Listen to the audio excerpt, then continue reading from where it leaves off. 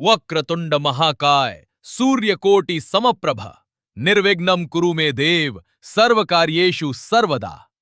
अगर आप आज मुंबई के प्रभादेवी इलाके में खड़े हैं तो आप एक किले की छाया में खड़े हैं। यह कोई सैनिक किला नहीं बल्कि आस्था का किला है। गुलाबी ग्रेनाइट और संगमरमर से बनी 6 मंजिला इमारत जिसके ऊपर एक सुनहरा गुंबद है जो मुंबई की तेज धूप में चमकता है। इसके अंदर हजारों लोग, बॉलीवुड के बड़े से बड़े सुपरस्टार से लेकर दिहाड़ी मजदूर तक कंधे से कंधा मिलाकर खड़े रहते हैं। वे सब एक ही कारण से यहां हैं, नवसाचा गणपति की एक झलक पाने के लिए। वो गणेश जो मन्नतें पूरी करते हैं। ये है सिद्धि विनायक मंदिर। लेकिन सोने की परत और लंबी कतारों से पहले यह सिर्फ ईंटों से बना एक छोटा सा मंदिर था जो एक उम्मीद और एक टूटे हुए दिल पर बना था। सिद्धि विनायक को समझने के लिए हमें 200 साल पीछे जाना होगा। साल है 1801। मुंबई वो गगनचुंबी महानगर नहीं था जिसे हम आज जानते हैं। ये 7 द्वीपों का एक समूह था जो धूल और हरियाली से भरा था। इस शांत परिदृश्य में देवबाई पाटिल नाम की एक महिला रहती थी। वो एक अमीर आगरी महिला थी जिनका समाज में बहुत सम्मान था, लेकिन उनके जीवन में एक गहरा सन्नाटा था। देवबाई निस्संतान थी। 19वीं सदी में ये केवल एक व्यक्तिगत त्रासदी नहीं थी, ये एक सामाजिक कलंक भी माना जाता था। एक दिन देवबाई की मुलाकात लक्ष्मण विठू नाम के एक ठेकेदार से हुई। विठू एक बिल्डर थे, पत्थर और गारे के आदमी। देवबाई ने उनके सामने एक प्रस्ताव रखा। उन्होंने कहा कि वो एक मंदिर के निर्माण के लिए धन देंगी, अपने लिए नहीं बल्कि एक बहुत ही खास मकसद के लिए। उन्होंने विठू से कहा, मेरी कोई संतान नहीं है, लेकिन चलिए एक ऐसा मंदिर बनाते हैं जहां दूसरी निस्संतान महिलाएं आ सकें, प्रार्थना कर सकें और उन्हें संतान सुख प्राप्त हो। ये अपने निजी दर्द से जन्मी परोपकार की एक मिसाल थी। 19 नवंबर 1801 को मंदिर की प्राण प्रतिष्ठा की गई। अगर आप उस समय वहां जाते तो शायद आप इसे पहचान भी नहीं पाते। ये ईंटों से बना एक साधारण चौकोर ढांचा था। इसका आकार सिर्फ 3.6 मीटर गुणा 3.6 मीटर था। सच में बस एक छोटा सा कमरा। इसमें एक गुंबद के आकार का शिखर था, लेकिन आज जैसी भव्यता नहीं थी। लेकिन मूर्ति मूर्ति शुरुआत से ही बेहद खास थी। भारत में आप जो ज्यादातर गणेश मूर्तियां देखते हैं, उनमें उनकी सूंड बाईं ओर मुड़ी होती है।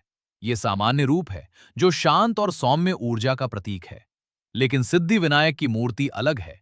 ये दक्षिणाभिमुखी है, यानी सूंड दाईं ओर मुड़ी हुई है। हिंदू प्रतिमा विज्ञान में यह तकनीकी रूप से बहुत महत्वपूर्ण है।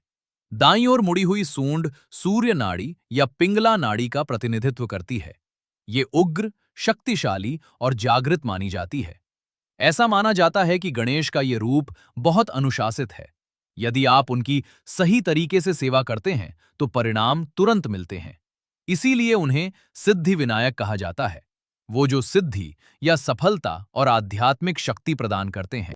ये मूर्ति काले पत्थर के एक ही टुकड़े से तराशी गई है। ये लगभग 2.5 फीट ऊंची है और अगर आप ध्यान से देखें तो वे अकेले नहीं हैं। उनके दोनों ओर रिद्धि और सिद्धि देवियां विराजमान हैं, जो समृद्धि और आध्यात्मिक शक्ति का प्रतीक हैं। 1 सदी से भी अधिक समय तक ये मंदिर एक शांत स्थानीय रहस्य बना रहा।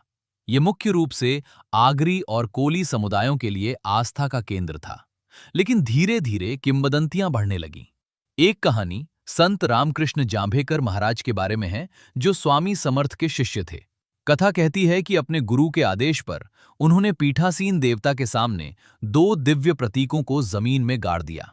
उन्होंने भविष्यवाणी की कि 21 साल बाद उस जगह पर एक मंदार का पेड़ उगाएगा और उसकी शाखाओं में एक स्वयंभू गणेश प्रकट होंगे। आप इस कथा पर विश्वास करें या ना करें, लेकिन मंदिर की शक्ति में लोगों का विश्वास पक्का होता गया। 20वीं सदी के अंत तक ये राज खुल चुका था। भीड़ इतनी बढ़ गई कि वो छोटा सा 3.6 मीटर का कमरा छोटा पड़ने लगा। मंदिर को बदलने की जरूरत थी। 1990 में एक विशाल जीर्णोद्धार शुरू हुआ। ये काम आर्किटेक्ट शरद अठाले को सौंपा गया। अठाले के पास एक मुश्किल काम था। आप 200 साल पुरानी पवित्र जगह को, उसकी आत्मा को खत्म किए बिना आधुनिक कैसे बनाएंगे? उन्होंने तमिलनाडु और राजस्थान की यात्रा की और मंदिर वास्तुकला का अध्ययन किया। उन्होंने तय किया कि नया ढांचा सिर्फ एक इमारत नहीं, बल्कि एक मूर्ति शिल्प जैसा होना चाहिए। उन्होंने एक अद्वितीय, बहुकोणीय, 6 मंजिला संरचना तैयार की। विचार ये सुनिश्चित करना था कि मुख्य मूर्ति के ठीक ऊपर की जगह, जिसे गाभारा कहते हैं, पूरी तरह से खाली रहे और सीधे आकाश की ओर इशारा करे, ताकि ऊर्जा का प्रवाह बना रहे।